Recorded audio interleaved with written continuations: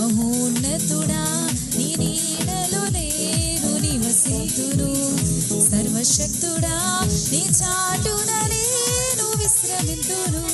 మహోన్నతుడా నీ నీడలో నేను నివసింతును. సర్వశక్తుడా నీ చాటున నేను విశ్రమింతును. యేసయ్యా